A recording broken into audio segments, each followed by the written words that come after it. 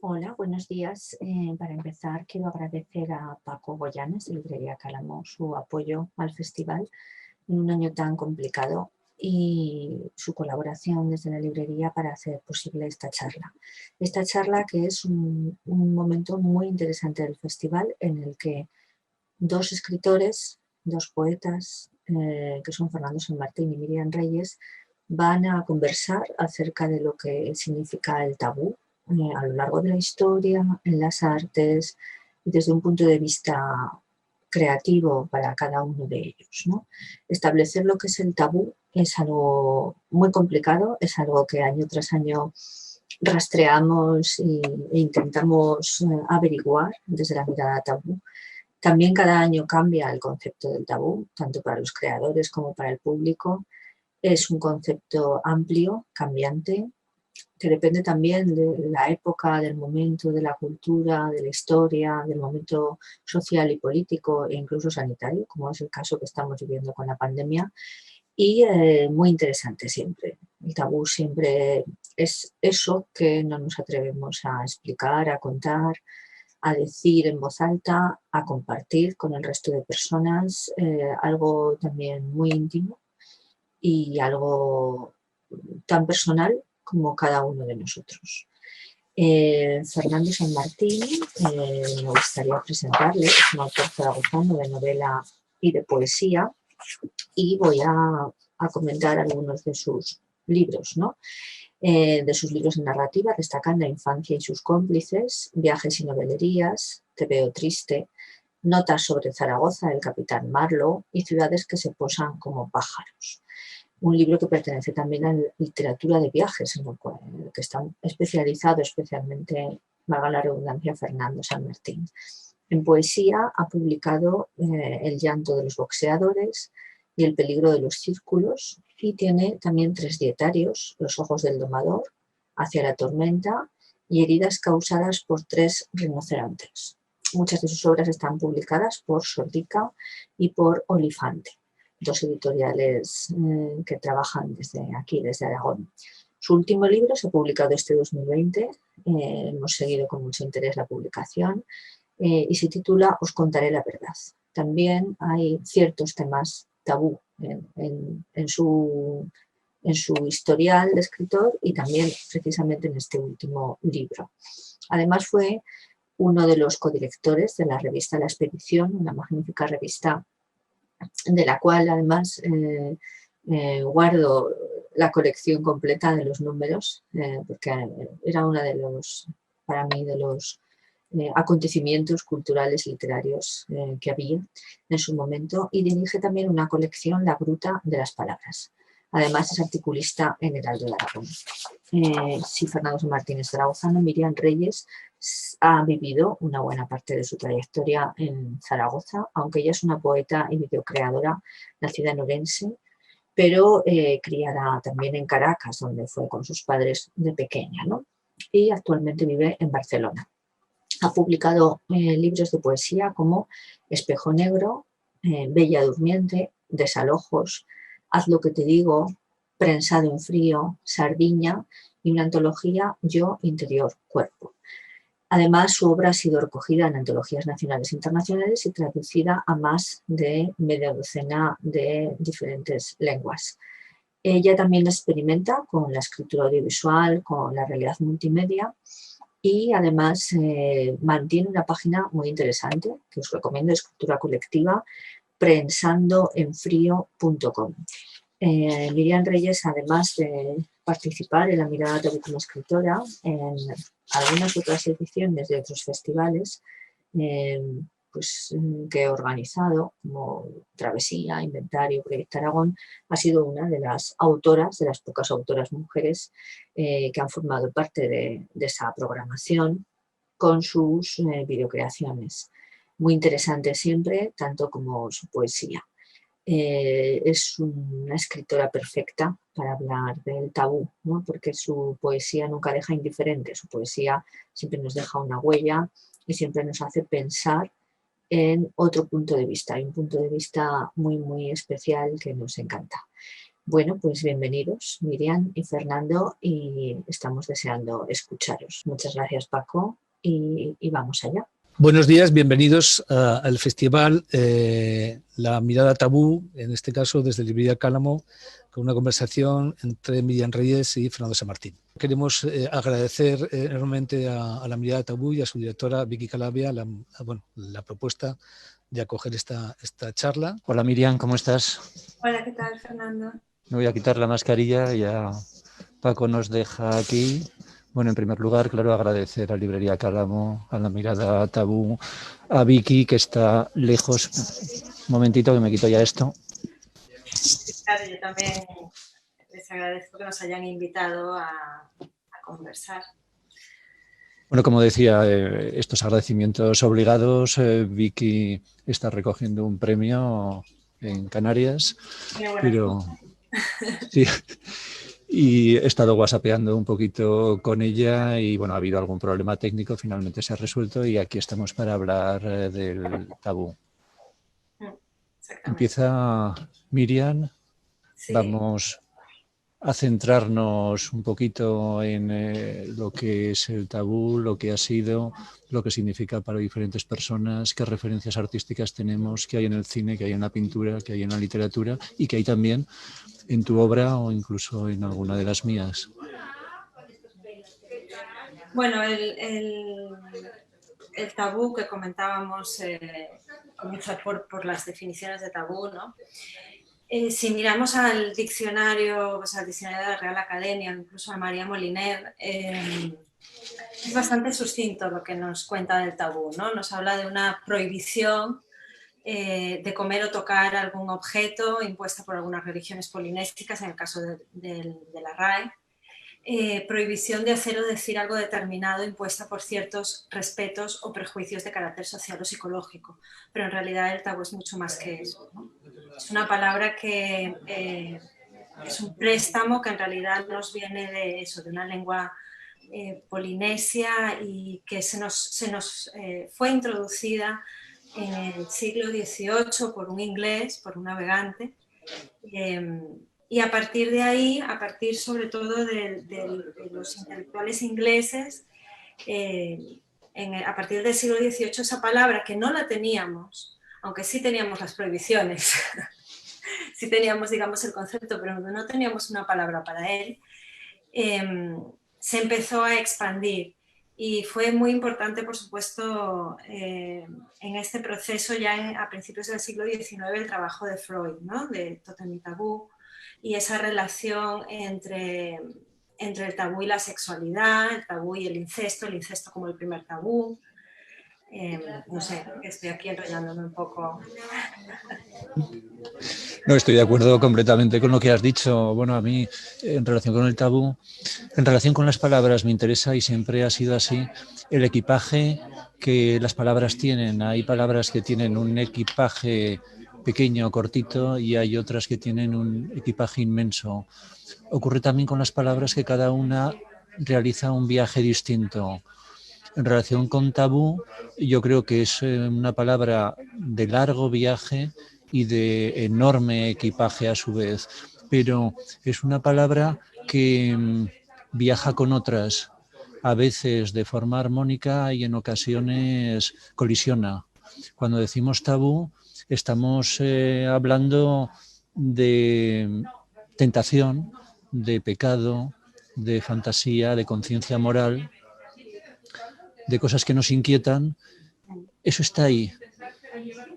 Claramente, en cuanto a definición, tú lo has dicho, hay también una obra que casi va a cumplir un siglo desde que fue escrita, Tótem y Tabú, de Sigmund Freud, y ahí efectivamente aparece esa definición de que el tabú es una prohibición, es una prohibición articulada desde el exterior y que se dirige contra los deseos más intensos del ser humano. Claro. Ahí están las claves. Sí, claro, dices que si no es algo que deseas, ¿cuál es la necesidad de prohibirlo, ¿no? Sí, efectivamente. Claro, hablamos de tabú, hablamos de deseo, hablamos de prohibición, hablamos de tentación, de pecado. Yo hace unos días estoy releyendo a Maurice Blanchot, nada tiene que ver con el tabú, pero hay unos fragmentos que me interesan mucho y él contrapone el día con la noche. Y él dice, ¿la noche es una construcción del día o a la inversa? ¿Es el día una construcción de la noche? Luego nos dice, ¿es la noche un límite o es la noche algo en sí misma? Y luego dice, ¿dónde está la gran promesa? ¿La gran promesa está en el día o está en la noche? Ahí también todo eso lo podemos traspolar de algún modo con lo que estamos comentando, con lo moral, con, no diré lo inmoral, sino con lo no moral, lo convencional con el contrapoder, es decir, esos elementos que, como antes decía, a veces están vinculados y en otras ocasiones colisionan directamente. Claro, en la base del tabú en las sociedades primitivas se trataba de contribuir a un orden, ¿no? A estructurar la sociedad, poner unos límites, ¿no? Que hubiera un orden y también una protección, ¿no? Ante el peligro, o sea, que también estaba relacionado originalmente con el concepto de peligro. Pero claro, con el paso del tiempo y la memoria que se borra, hemos perdido en esta sociedad en la que estamos digamos, la raíz a lo que estaba vinculado el tabú originalmente. Estoy hablando ya de las sociedades primitivas, no del tabú desde donde lo estás viendo. O sea, hoy en día el tabú está más relacionado con la moral, como decías, lo moral y lo amoral o inmoral, pero originalmente era un mecanismo que tenía más que ver con lo mágico, en cuanto lo mágico lo era todo, ¿eh? O sea, lo mágico era la raíz de todo, de la religión, pero también de la ciencia y de la organización social y política que podía haber en una, ¿no? en una estructura primitiva de sociedad. Entonces, claro, todo eso no tiene, hay un montón de cosas que se han descolgado de ahí, que no tienen sentido y me estoy yendo por las ramas. No.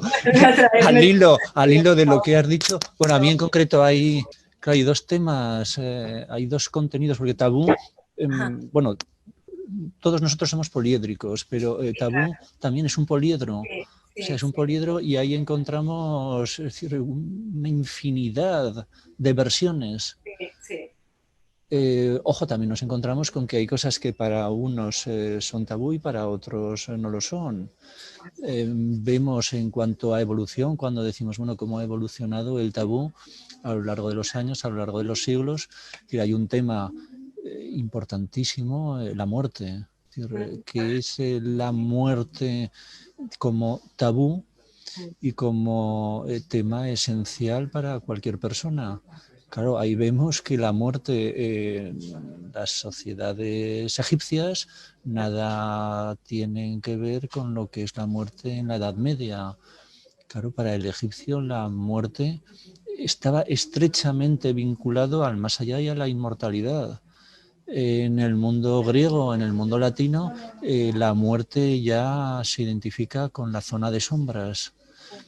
Vemos en el romanticismo, bueno, estalla, se produce otra concepción, pero hoy en día nos alejamos de la muerte y se convierte en un tabú. Es algo a lo que, bueno, no se le mira de frente, un poquito lo que decía la Rochefoucauld, al sol y a la muerte no se les puede mirar de frente. Bien, no se les puede mirar de frente, pero hay que mirarlos, hay que contemplarlos, hay que reflexionar sobre ello en este momento, en el siglo XXI, la muerte y, por ejemplo, algunas versiones de la muerte, una versión a la cual se la relega, se la deja a un lado el suicidio. El suicidio, la sociedad actual lo deja de lado. Cuando vemos, me sorprende ver en ocasiones, bueno, algún estudio, cifras, estadística, son desorbitadas, son descomunales. Entonces, bueno, habría también que profundizar ahí. ¿Se convierte hoy la muerte y, por ejemplo, esa versión de la misma, el suicidio, en un tema tabú? Yo creo que sí. Yo creo que es un tema tabú. Y luego, bueno, hay otro panorama con muchas versiones, que es todo el tema, esa ventana enorme que produce el deseo, esa ventana enorme que es el sexo. Ahí también nos encontramos con que ese contenido poliédrico alcanza un cenit, alcanza una cima. Y sigue estando muy en el terreno del tabú, aunque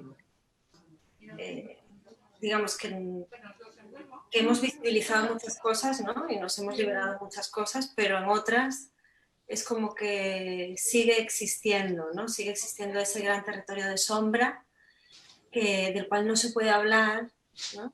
Y que genera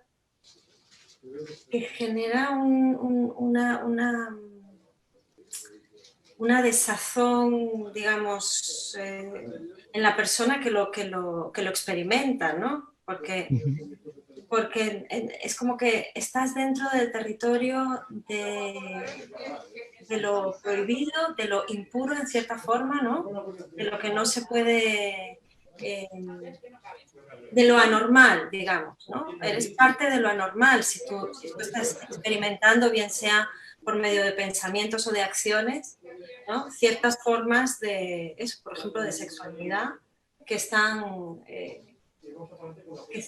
todavía consideradas tabú hoy en día, ¿no? A pesar de todo lo que se ha abierto, ¿no?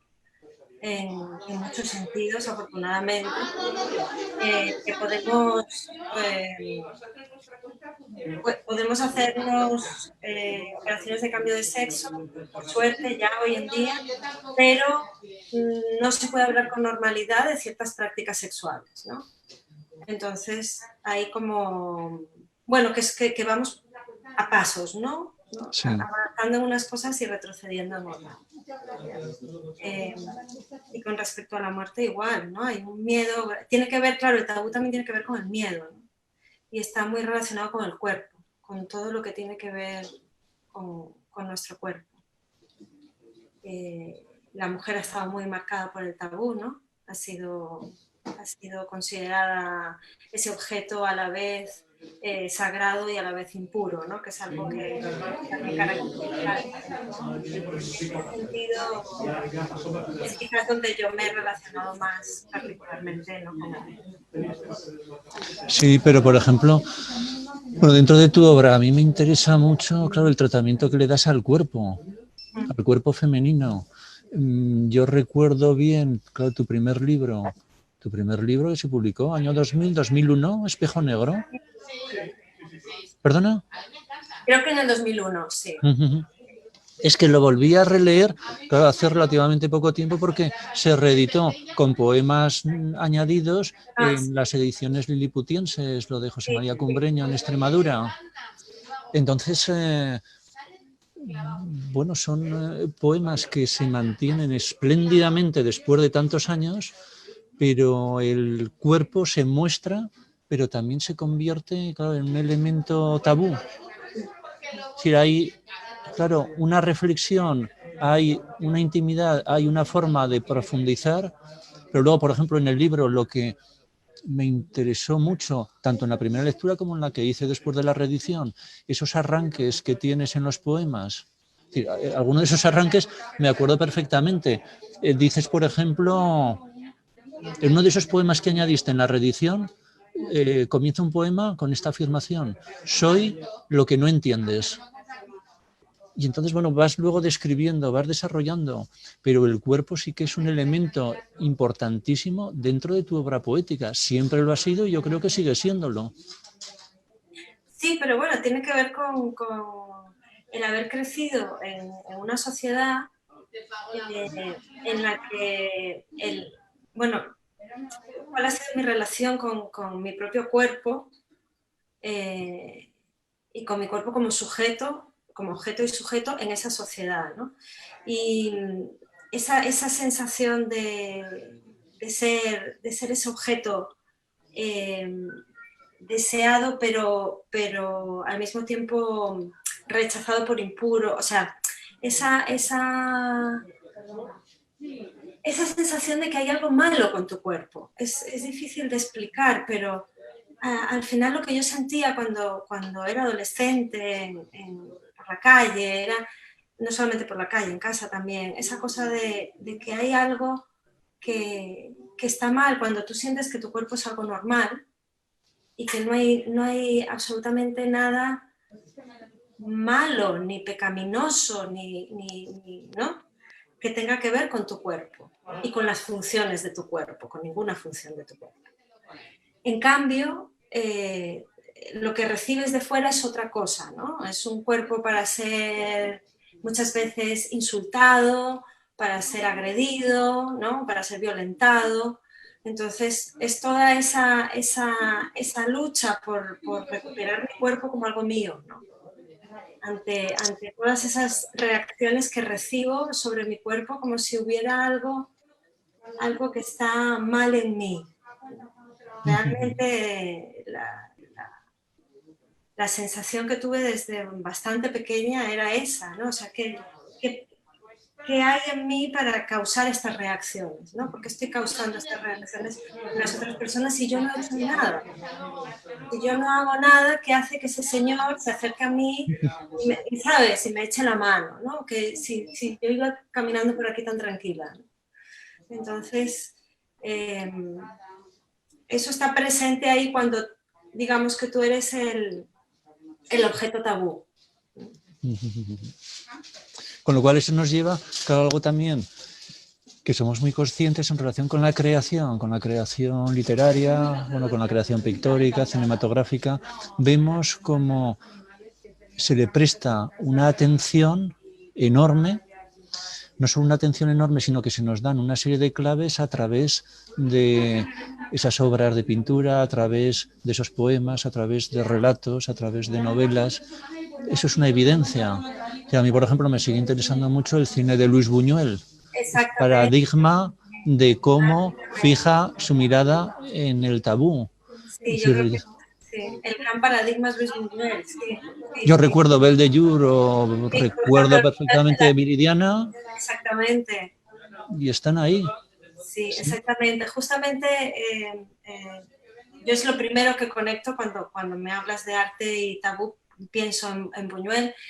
Y ayer, además, por la noche dije, me volví a ver Belle de Jour. Sí. Y, sí, porque es que además es una de mis películas favoritas. Tengo que decir que me gusta muchísimo. Y claro, te hace pensar en tantísimas cosas, Buñuel, en la manera en la que trata el museo. Y me parece muy interesante. Además, partes de la... Bueno, yo estaba dándole vueltas esta mañana, sí. Yo no siento que le esté juzgando, pero no sé si se considera que le está juzgando, ¿sabes? ¿Tú crees que es moralista? Porque yo no lo siento así.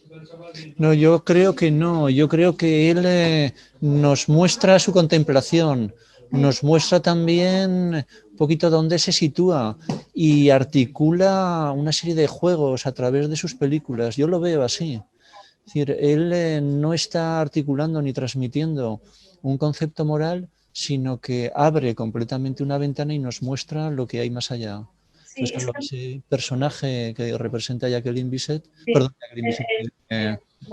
Catherine Deneuve, claro, Severin, claro, es uno de los grandes personajes del cine de Buñuel. Sí, sí. Exactamente igual que ocurre con Viridiana, sí, claro, Don Jaime, la sobrina, esa relación, todo lo que hay detrás con la carga religiosa, con la carga convencional, con el papel de la burguesía, también algo en lo que se centra una y otra vez la mirada de Luis Buñuel.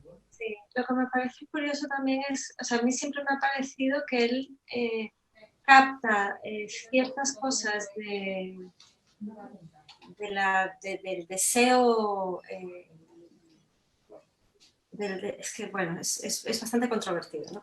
Del deseo de la psicología femenina, eso, que son consideradas tabú y que no, digamos, no están tan captadas a lo largo de, bueno, en el cine o en el arte en general, que él las capta muy bien, pero luego a lo mejor sus personajes masculinos son un poquito más...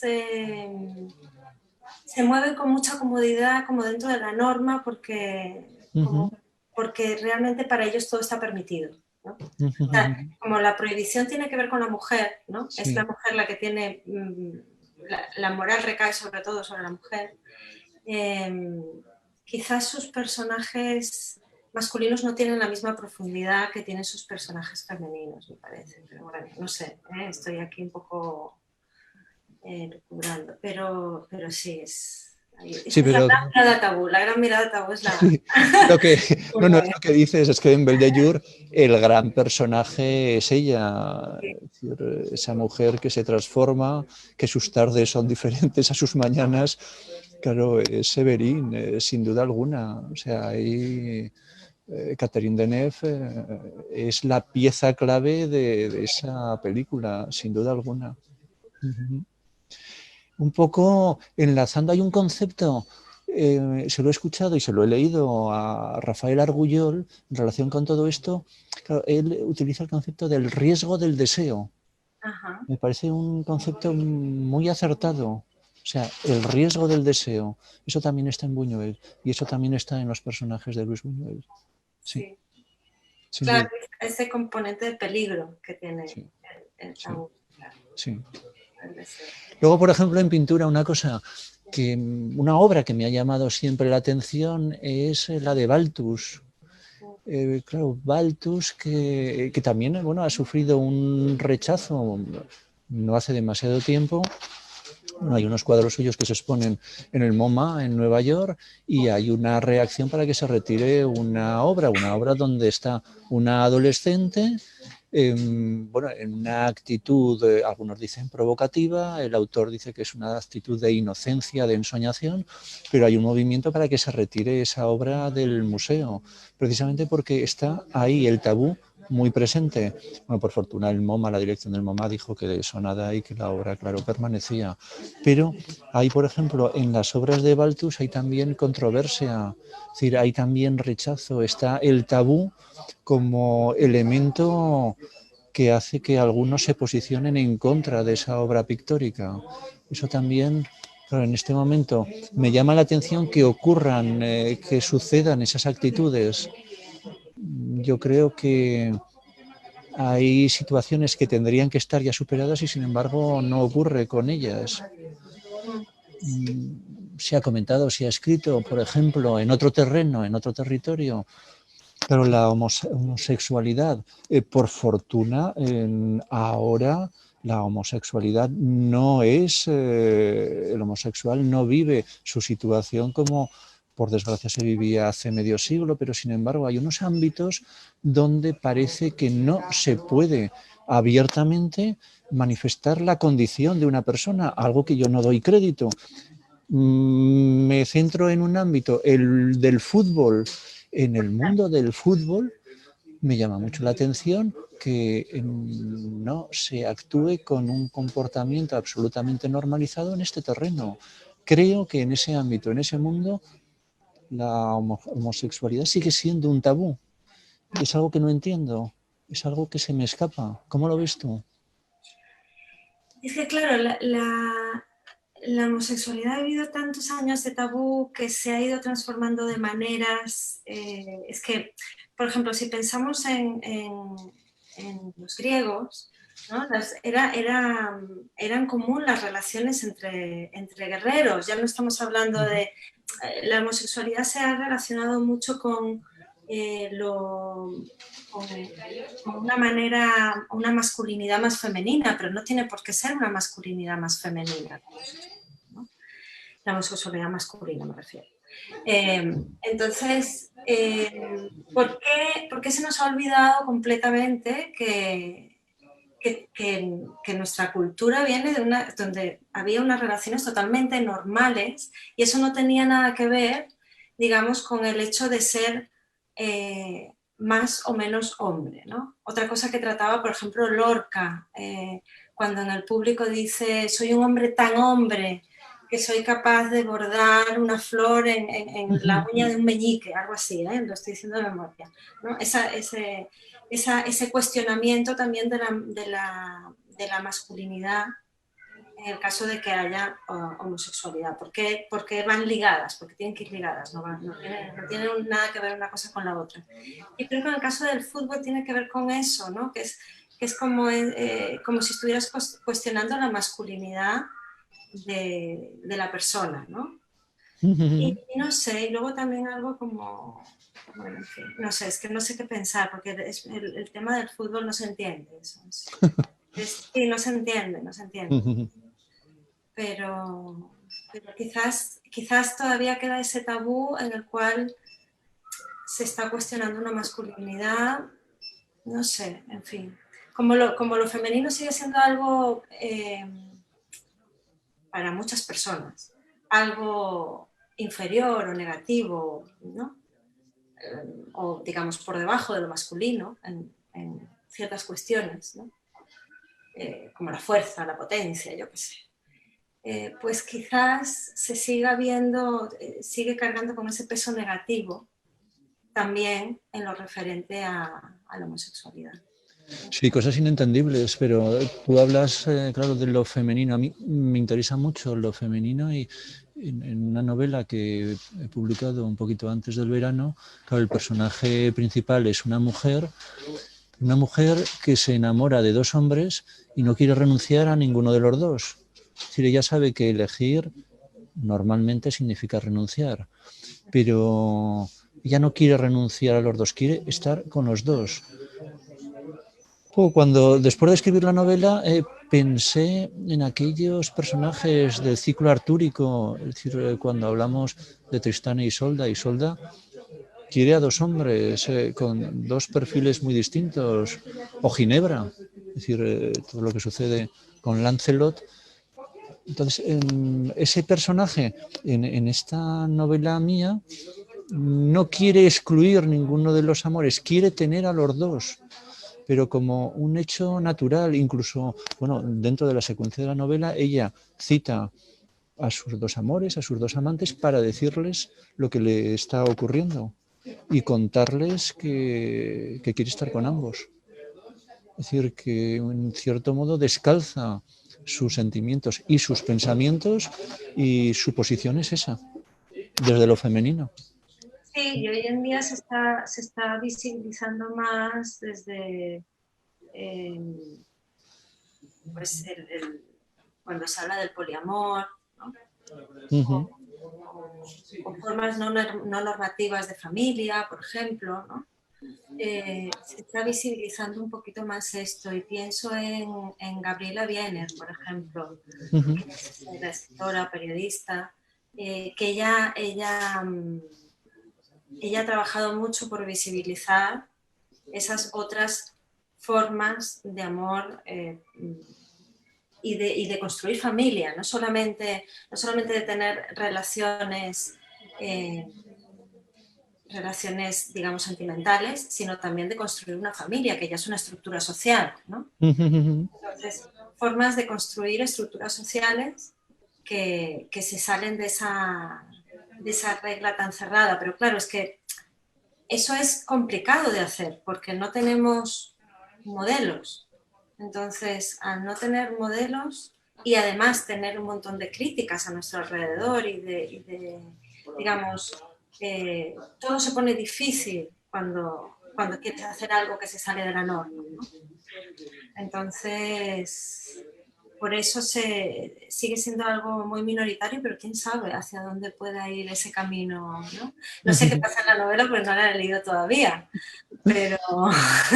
Bueno, es un final abierto, entonces, bueno, la vida empuja y el personaje, claro, dice que, bueno, que el amor es como el aceite, que deja manchas, pero también dice que, claro, que hay hombres que tienen el sabor de un vaso de sidra y que hay otros que saben como una copa de coñac dentro de un iglú. Entonces, la impresión, el tatuaje que una relación deja en una persona es distinto en contraste con el de otras personas. Bueno, Es un personaje peculiar, singular, con personalidad y sobre todo que no se deja llevar por las convenciones sociales. Un poquito ese tópico de que el corazón tiene razones, que la razón ignora, lo que decía Descartes, está en ella. Entonces ese es el argumento, esa es la secuencia de la novela. Bueno, me dice Paco que estamos ya con el tiempo avanzado. Cuéntanos con qué estás, ¿algún proyecto literario, alguna cosa definida ya a corto o medio plazo? A ver, definida en cuanto sí, a que vaya a acabar algo o que vaya a publicar algo, no, porque estoy en pleno proceso en proceso de escritura, que no se sabe lo que puede durar el proceso, ya sabes tú, ¿no? Entonces no hay nada a la vista, así, no sé. O sea, está todo ahí, pero no está todavía con una fecha. Y tú, bueno, si acabas de publicar Sí. la novela, pues estás, me imagino que en el proceso de vaciado, ¿no? Sí, he publicado la novela y un libro de poemas que ha salido hace una semana. ¡Oh, qué De bien! poemas, sí, Qué sí, bien. sí. Donde un poquito, bueno, pues está también referencias que forman parte de otras cosas que he hecho, el viaje, las preguntas, la secuencia, el recorrido, el trayecto está también en ese libro de poemas. Sí. Es Sí. interesante la doble mirada, ¿no? Sí.